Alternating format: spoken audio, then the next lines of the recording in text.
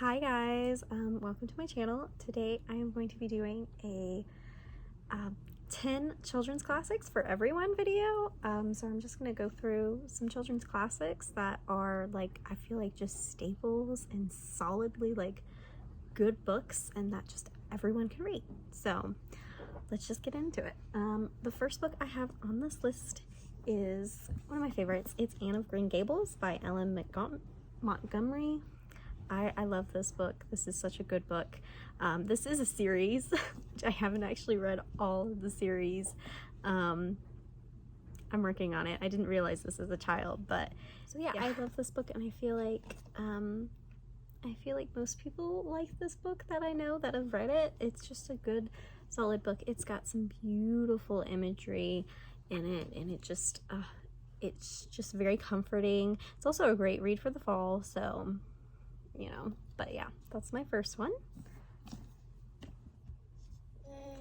Thank you. All right, and the second book I have is The Secret Garden, not yet, not yet, by Frances Hodgson Burnett. This is a very short read. Mine has like little illustrations, a lot of them do. Very simple, a good, good read for most anyone, I think. So this one is about Mary, who is a sickly orphan, and she ends up going to live with her uncle, I believe. And I think there's like, I don't know, maybe a cousin or something. It's been a while since I've read this one, but her uncle, like, there's a lot of secrets in the house and like locked doors, and she hears like a rumor about this secret garden locked up, and so she goes on like trying to search for it and everything. It's just a cute short little tale. Honestly, I've read this in a day. It's very easy to get through. It's just a nice little classic for you. So yeah, The Secret Garden by Frances Hodgson Burnett, and this one was written in 1911, I believe. So all right, and the next one I have is Charlotte's Web by E.B. White. I guess this author also wrote Stuart Little, which I haven't actually read that book yet, but I love Charlotte's Web. Oh, such a good tale. This was written in 1952. This is about a little girl, Fern, who gets a pig. It's like a runt, and she kind of like, she whatevers him up, and she saves his life, but they can't keep him there, so they end up sending Wilbur the pig to her uncle's farm, and Wilbur meets Charlotte, a spider at the farm, and it's a fun little children's tale, really nice. So I definitely recommend this one for your kids, for you. It's fun, Number 4 is Where the Red Fern Grows by Wilson Rawls. This is a more recent read for me. I did not read this one growing up, which is crazy to me. But this one, no. This one is about Billy, who's dreamt about having hunting dogs, coon hunting dogs, and it's just his journey of like trying to get those dogs and hunting and stuff. It's just very, in the Ozark Mountains, I believe. It's very nice, fun story that is also deeply sad.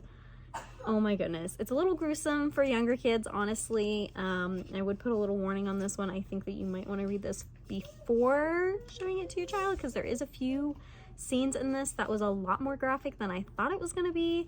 And the recommendation on it is 8 to 12.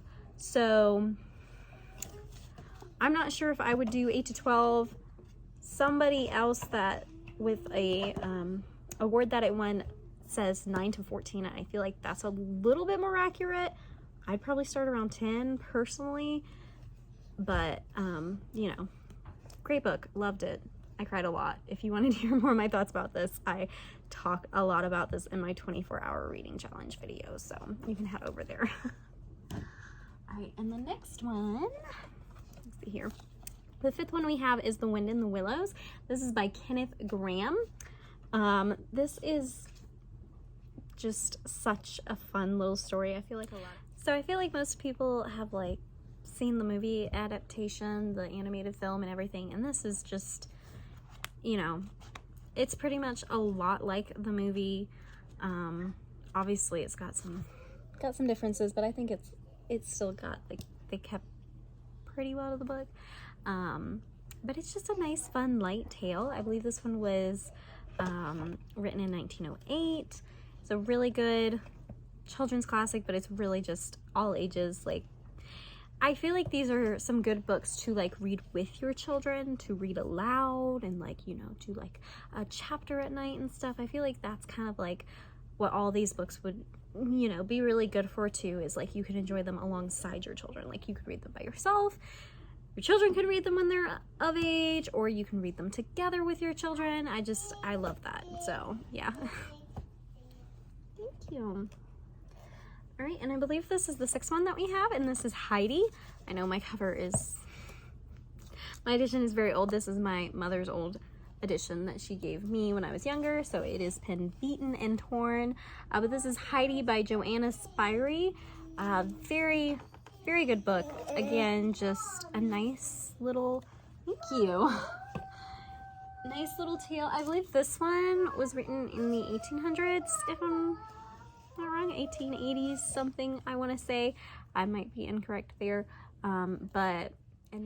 this is a story about Heidi, a young orphan girl who goes to live with her grandfather in the Swiss Alps, and so it's just really about her like adjusting to that life and like living life on the mountain of the Swiss Alps and everything. And it's a really like nice and fun-hearted story, and I really love this one. Again, just great to read along with your children, by yourself. This is one. So yeah, I would definitely recommend Heidi by Joanna Spyri. All right, and then I have number 7 here, and this is The Borrowers by Mary Norton. I feel like this is a children's classic that I don't hear about very often, but I loved The Borrowers. It was such a cute little tale. It's, I don't know if I know when this one was, written. Or published, I should say. This is an old copy. I wonder if it has the publication. This one was published. Okay, first printing was in 1969. So, wait a minute. Copyright is 1952. First printing of this one, I think? Okay, maybe. But, here is the story of the mysterious tiny people who live in old houses everywhere. It's just such a cute little tale. It's got a little insert from the book saying, "It's gone," says Kate. "I put it on the bottom shelf of the bookcase, but it's disappeared." "The borrowers must have taken it," said Mrs. May. Kate's eyes widened. "Who are the borrowers?" she asked fearfully. So this is just a really cute little tale about little people named borrowers who they live in your houses, and they're tiny little people, and they just borrow things that you would drop and just completely forget about and that you don't have any use for. So it's a really cute and fun little tale, and also another very short one and very easy one to read with your children. So I would definitely recommend The Borrowers by Mary Norton. All right, and number 8 on this list is The Little Prince. This is by, oh my goodness, I should have looked up how you say his name, Antonio de Saint-Exupury. This is a beloved children's classic that I feel like most people do already know, but I had not read this until this very year. I never read it growing up as a child, and I really liked it, and I've been starting to read it to my little girls, and they've really been enjoying it too. It's got such a creative and fun, like imaginative little world, and I love it. It's got some really fun quotes, so I definitely would recommend picking up The Little Prince. This is just about a little prince who comes from like this different world, and he basically like tells his journey, and it's just got such imaginative stuff strewn throughout it. Thank you. And it's a lot of fun. So yeah, I would definitely suggest, if you haven't picked this one up like I hadn't, please pick it up. Yeah, and read it with your kids. Absolutely. Would definitely recommend. All right, and number 9 on this list I have is Black Beauty. Okay, this one is my my cover fell off of this. This is another like really old one that was, I believe, like my mother's and then my grandmother's before, and so the cover had fallen off. But this is Black Beauty, and this is by, I didn't catch that name, Anna Sewell. This was written in 1877, so this is a bit of an older one. But this one is so nice. It is, they title it as The Autobiography of a Horse.